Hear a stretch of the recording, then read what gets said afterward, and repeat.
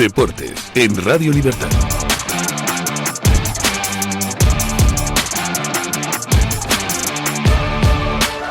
Buenos días y bienvenidos a Deportes en Libertad.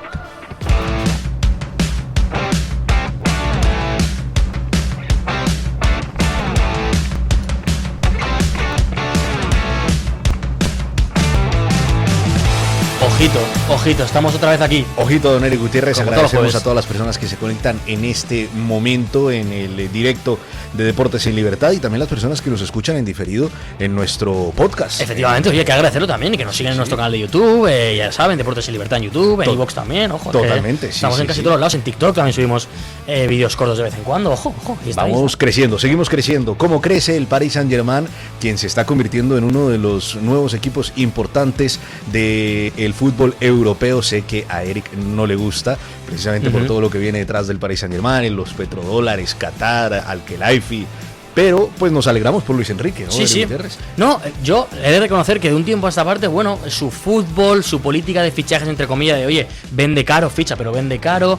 Bueno, no es un equipo que me guste en general, pero reconozco que están haciendo las cosas bien, las cosas como son. Oye, por algo han ganado 2 Champions seguidas y ahora ganan 2 Supercopas. El primer título importante de esta temporada, Eric Gutiérrez, ¿qué pasó anoche? Efectivamente, vamos con el partido en el Red Bull, la arena de Salzburgo. El Paris Saint-Germain reinó Europa otra vez, en este caso la Supercopa Europa, contra el equipo de Unai Emery. Y Aston Villa ganó 2-1 el partido. Hay que decir que el de cerrojo de los villanos, el equipo de Emery, como digo, apenas resistió 20 minutos. Bicha Kvaratskhelia, uno de los mejores futbolistas de la temporada pasada y teniendo en cuenta cómo está empezando esta, puede que sea también de esta, recibió la izquierda y entró para adentro como uno de sus típicos goles para meter un misil al portero de Aston Villa, que recordemos no era el Dibu Martínez. Con ese gol pues abrió el marcador y empezó un pequeño dominio del Villa, un pequeño dominio del Paris Saint-Germain, que fue sustituido por el dominio del Villa rápidamente. Hay que decir que la estrella del Villa fue el futbolista de 17 años que fichó en enero del año pasado, Bryan Maggio, que me recordaba un futbolista muy característico que últimamente se ha movido. En la tertulia lo hablaremos. Como digo, 17 años, fue el gran protagonista. Antes del gol hizo 2 jugadas, bueno, tuvo un montón de ocasiones, tuvo 2 ocasiones de cabeza que casi acaban en gol, 2 ocasiones con el pie que casi acaban en gol y finalmente metió el 1-1 tras un gran centro de John McGinn para poner el 1-1 que llevaba el equipo de Inglaterra al empate al descanso. En el segundo tiempo empezó a dominar un poquito más el PSG y fue un gol de Desiré Doué el que deshizo el empate, un gol que parecía un fuera de juego claro, pero que finalmente no lo fue porque se quedó enganchado un futbolista del Aston Villa. Incluso se veía sorprendido a Luis Enrique porque se diese gol en esa acción. Hay que decir que el Aston Villa volvió a levantarse tras el golpe, pero las piernas no eran las mismas y el empuje inglés no consiguió el empate final que hubiese llevado a los penaltis. El equipo de Luis Enrique sigue haciendo historia y se convierte en el segundo equipo de la Champions moderna en el que ha conseguido ganar la Supercopa 2 veces seguidas. El anterior fue Real Madrid en 2016 y 2017. Veremos si consigue empatarle en esas 3 Champions seguidas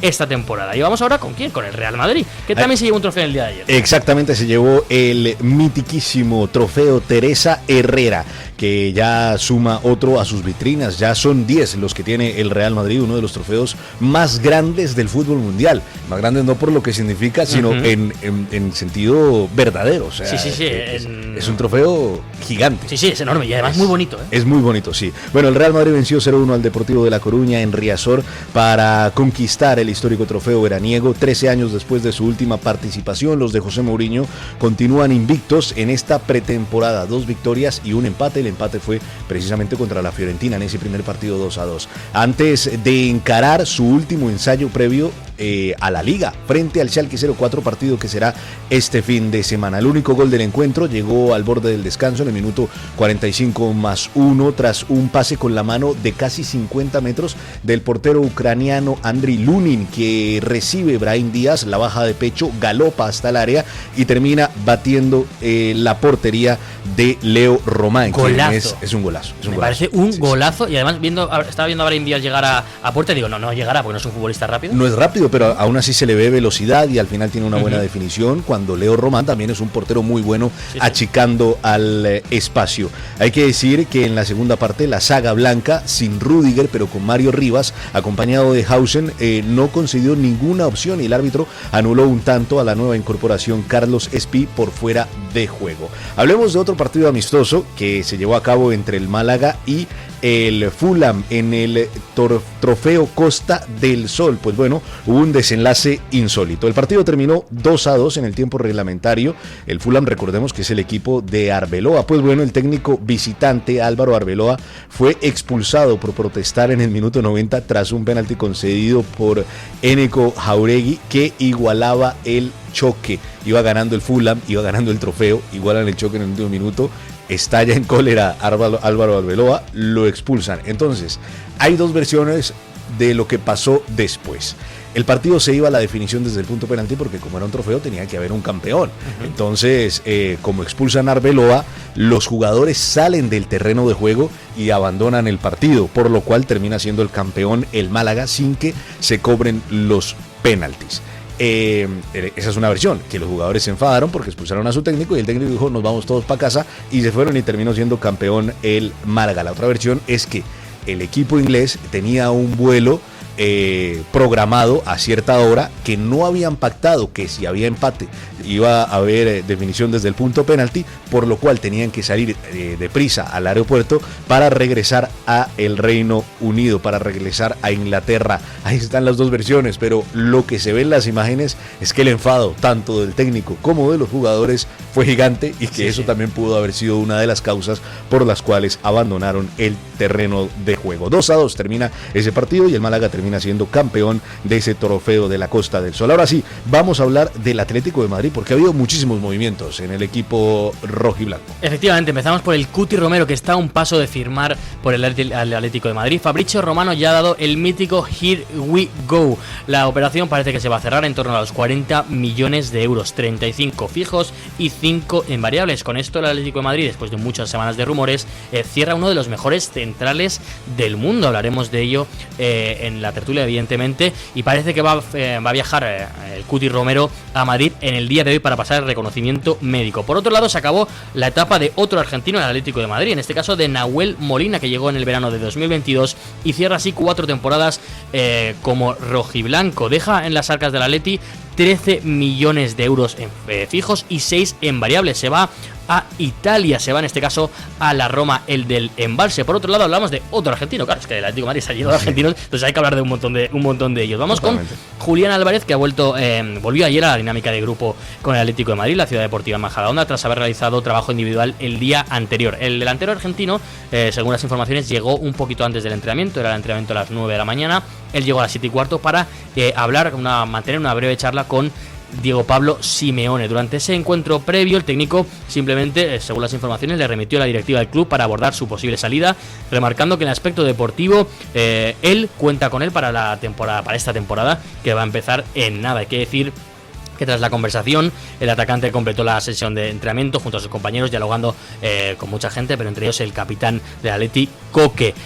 Aunque es cierto que alguna gente apunta pues algunas caras, ¿no?, que ponen al entrenamiento, aunque pueden ser simplemente por el esfuerzo. Y por último, el Atlético de Madrid ha tenido una mala información. Alexander Sorloth, que parecía que estaba a la rampa de salida, ha sufrido una lesión muscular que le va a tener 4 o 5 semanas de baja, no está para el inicio de la liga, y veremos si eso frustra una posible salida del noruego. Pasamos ahora al mercado de fichajes, que sí que ha habido salidas y entradas en el resto de equipos. Y veremos con qué 11 empieza la liga el Atlético de Madrid, sí, ¿no, Eric Gutiérrez? Sí. Hablemos de mercado de fichajes porque Ferran Torres parece que está cada vez más cerca de poner rumbo al Paris Saint-Germain. El delantero valenciano continúa sin entrenarse con la plantilla del Fútbol Club Barcelona para ultimar y cerrar de forma inminente su traspaso para el Paris Saint-Germain de Luis Enrique, sumarse a ese equipo supercampeón de Europa. Y la gran noticia del mercado de fichajes ayer fue una sorpresa increíble, la de Xavi Hernández, nuevo seleccionador de Países Bajos. La gran sorpresa internacional fue sin duda protagonizada por este técnico, quien en su momento dirigió al Fútbol Club Barcelona, que asume oficialmente el banquillo del seleccionado Orange, del seleccionado holandés, del seleccionado de Países Bajos, para liderar, mejor dicho, su nuevo proyecto deportivo. hablamos de más fichajes, esta vez en el Reino Unido. Manchester City sigue moviendo el mercado porque ha hecho oficial la incorporación de Jerónimo Rulli, vuelve al Manchester City, y ojo con Enzo Fernández, porque cada vez están más cerca de contratar al argentino del Chelsea. El Chelsea ya ha dicho que tienen que desembolsar 120 millones de euros y le ha dado un ultimátum al Manchester City, 120 millones de euros, y tienen 5 días para pagarlos y para que nosotros les entreguemos al mediocentro argentino. El Chelsea de Xabi Alonso se refuerza con el lateral español Pep Chavarría, quien ya está y ya se ha incorporado a la disciplina del técnico Tolosarra en la Premier League. Movimientos destacados en la liga. Hay que decir que el Getafe ya certifica el regreso del delantero Enes Unal y que estaría cerca de contratar al lateral izquierdo del Mallorca, Johan Mojica, el colombiano Johan Mojica, mientras que Osasuna ha anunciado oficialmente una doble incorporación con las llegadas del lateral Diego Rico y el joven zaguero Roxon Yeboah. Otras operaciones internacionales: el delantero Romelu Lukaku se convierte oficialmente en nuevo jugador del Fenerbahce turco. Julio Enciso, estrella de la selección paraguaya, pasa reconocimiento médico para enrolarse en el Ipswich Town del Reino Unido, y en el Hull City de Inglaterra cierran 2 traspasos, el de Nobel Mendy y el de Lucas Harrington. Ahora sí vamos a hablar de otro deporte, pasamos al deporte de la pelota naranja porque hay movimiento en los despachos. Efectivamente, el año pasado ya damos esta noticia y la volvemos a dar. Los Los Angeles Lakers han sido vendidos, se convierten en la franquicia deportiva más cara de la historia. Se vendieron el año pasado y se vuelven a vender ahora. El año pasado fue por $10.000 millones y esta vez va a ser por $12.500 millones. El anterior dueño, Mark Walter, le ha sacado 2.500 millones en un año al club angelino. Impresionante, la verdad, las cifras y sorprendentes. Y además no se está hablando prácticamente nada de ello. ¿Quiénes son los nuevos dueños? Josh Kushner, que por cierto hablamos de él en su momento con el tema todo este del mundial y de tal, y Bob Iger, antiguo dirigente de Disney. Como digo, simplemente ha sido un año dirigiendo al club Mark Walter, año que por cierto se ha ido LeBron James, por eso sorprende todavía más que se vaya LeBron y que todavía valga más la franquicia. Bueno, pero así es. Y hablando, por cierto, de compras, parece que el dirigente de Amazon, Jeff Bezos, estaría cerca de comprar el Liverpool. Veremos si se acaba dando la situación o no. Y cerramos las noticias hablando de tenis, porque esta vez son malas noticias. No son malas noticias. Bueno, más o menos. Hay que ver el vaso medio lleno, sobre todo con esta joven promesa Rafa Jodar, que tan solo tiene 19 años, pues el tenista madrileño cayó eliminado en las semifinales del Master 1000 de Montreal frente al estadounidense Brandon Nakashima en 2 horas y 2 minutos de intensa batalla. Es que fue un duelo tremendo. Jodar demostró un gran gen competitivo formidable tras levantar hasta 6 bolas de break en la primera manga y anular 4 bolas de partido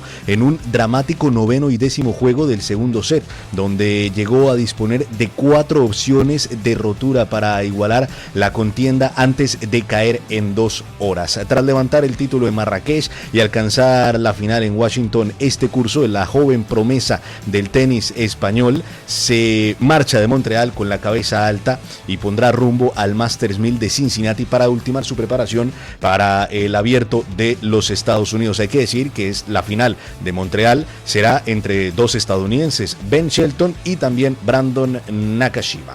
Ahora sí, vámonos a la tertulia de este programa, porque nos acompaña nuestro gran Itham Garvin.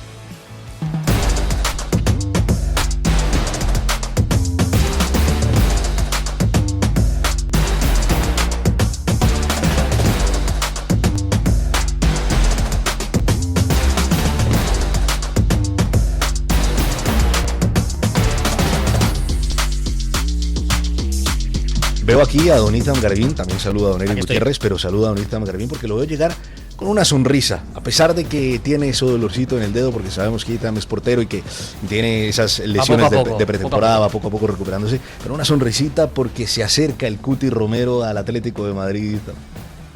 Bueno, yo creo que es un fichaje muy importante para el Atlético de Madrid, un fichaje que tienes que hacer por el precio por el que llega. Lo hablaba antes con nuestro técnico Julio, Atlético de y Atlético aférrimo. Es un fichaje que el Atleti por este precio tiene que hacer. Quizás si me dices por 70, 80, como se hablaba en otros mercados, pues creo que es demasiado riesgo. Por 40 millones te estás llevando uno de los mejores centrales del mundo, que como consiga tener esa regularidad y dejar atrás las lesiones, sin duda cambia por completo la zaga del Atleti, que en estos últimos años estaba haciendo aguas. Es que sorprende que haya salido por 40 millones, por un precio tan asequible, un precio tan bajo. Y nos hace preguntarnos, ¿no? Si a lo mejor el episodio de haber sacado la pancarta de las Malvinas son argentinas en el partido contra Inglaterra, porque recordemos viene de la Premier League, viene del Tottenham, pues a lo mejor puede que ese episodio haya hecho que el Tottenham haya querido pues buscarle una salida rápida para que no tenga pues que seguir jugando en su equipo ante sus aficionados, que a lo mejor no les habrá gustado esa acción. A ver, es el capitán, hay que decirlo también. A mí me sorprendería mucho porque, oye, yo entiendo que te quieras deshacer de él, pero es que el precio es que es muy bajo. Es cierto que es un jugador con muchas lesiones, pero no sé si tendrá algo que ver lo de las Malvinas para que se quieran deshacer de él. Es cierto que también ha fichado muchos centrales el Tottenham esta temporada, pero ficha otro argentino. Es que se llevaba a Senesi, que también estaba en ese mundial con Argentina. Entonces, pero es que el Cuti levantó la pancarta. Es más. Yo creo que es un cúmulo de todo. Aparte de las lesiones, la pancarta, como bien decís. También recordemos que este año con el Tottenham jugándose el descenso de las últimas jornadas de la Premier, el Cuti se va, no sé si era a la boda o al cumpleaños de su hermana o no sé qué, Argentina. Yo creo que es un cúmulo de todo, además del gran número de lesiones que está teniendo, que prácticamente no ha podido contar en toda la temporada para su entrenador. Yo creo que el Tottenham ha dicho, mira, me lo quito cuanto antes de encima, y al menos sacó 40 millones por él.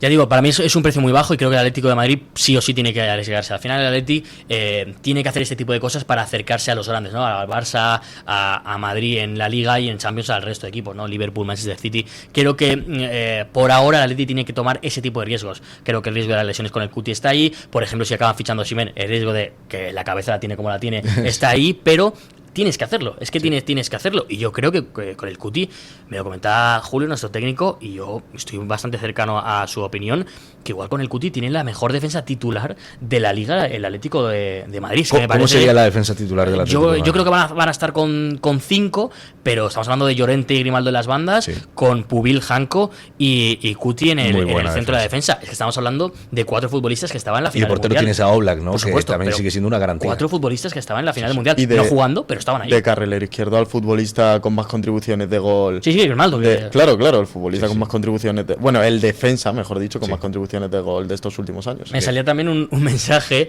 que si estuviste en estas, ahora tendrás que estar en estas otras. Y me salía arriba, estaba Hermoso, Gabriel Paulista y Witzel.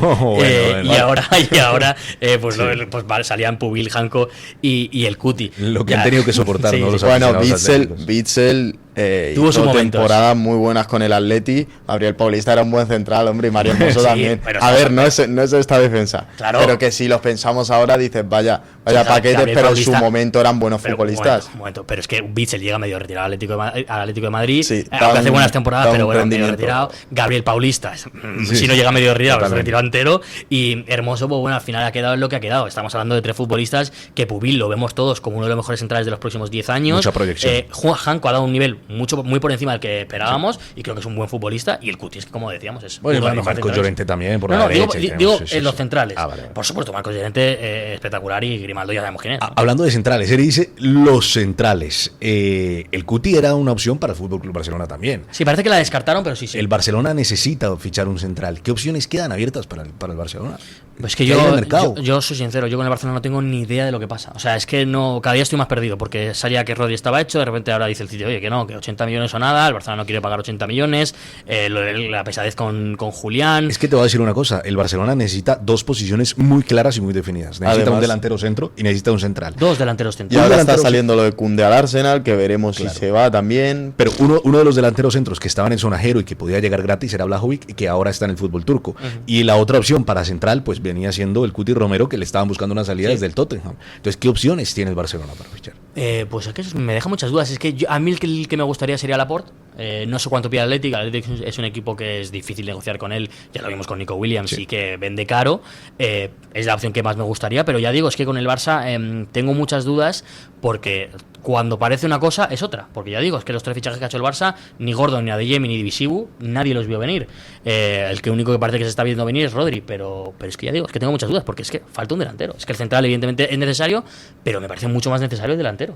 Central, bueno, pues tiras con Gerard Martín, Eric García, son buenos futbolistas, sobre todo Eric García, Koundé si no se le acaba vendiendo, Cubarsí por supuesto, pero es que el delantero...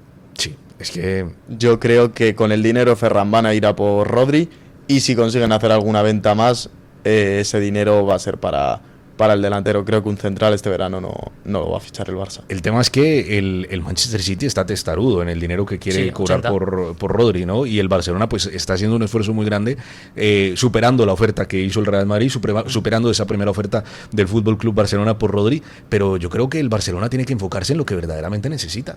Sí, que es el delantero. Es el delantero. es que no hay más. Es que se habla de la venta de Koundé. Yo creo que si vienen con una oferta por Koundé de 60 millones, 70 millones... Y que también le quieren buscar salida a Marc Bernal. Bueno, no le quieren buscar salida a Marc Bernal. Marc Bernal salió el otro día de información en el partidazo de COPE que pues lo que comenté yo, que le cortaba la proyección Rodri a los jóvenes y que si llegase Rodri que él querría minutos. Ostras, Bernal, que tienes 19 años. O sea, no Bernal, cualquier futbolista. Oiga, pero Bernal, que ya, tienes pero 19 años. Si ya era suplente, ahora está Rodri por delante. Cuando vuelva está De Jong. Yo entiendo que ha estado por delante de él Gavi ahora en el final de temporada. Bueno, es que lo que trae yo puedo entenderlo, es ambicioso. Dice, si no voy a jugar en el Barça... Estás en el Barça. Ya, bueno, pero que es normal que el chaval quiera jugar. ¿O que se va a tirar calentando banquillo hasta que al Barça le apetezca? No, le apetezca no. O sea, no estoy nada de acuerdo con lo que está diciendo Izan. Creo que un futbolista de 19 años tiene que, uno, haber demostrado algo, y dos, no Bernal, cualquiera, y dos, entender que cuando estás en un gran club, tienes que ganarte los minutos poco a poco. Y si no, que mire el resto de futbolistas que ha salido del FC Barcelona con esa edad, lo que han hecho después. No estoy de acuerdo con eso que has dicho y ya lo hemos discutido más veces. Yo puedo entender que Bernal sea ambicioso y quiera salir a jugar. Es decir, no entiendo que se fuese a Arabia Saudí. Eso no lo entiendo. Es que si me vendes pero eso... yo entiendo que si le llega una oferta importante de un equipo champion, pues quiera jugar y quiera crecer, porque quiere ir a la selección, porque quiere ser importante y porque quizá en el Barça no lo va a ser hasta dentro de 4 años. Es la fijación que tiene Izam en las nuevas promesas, en esos jugadores que tienen proyección y que pueden llegar a dar muchísimo de sí mismos. Pues bueno, calentito dejamos este debate para que ustedes saquen sus propias conclusiones.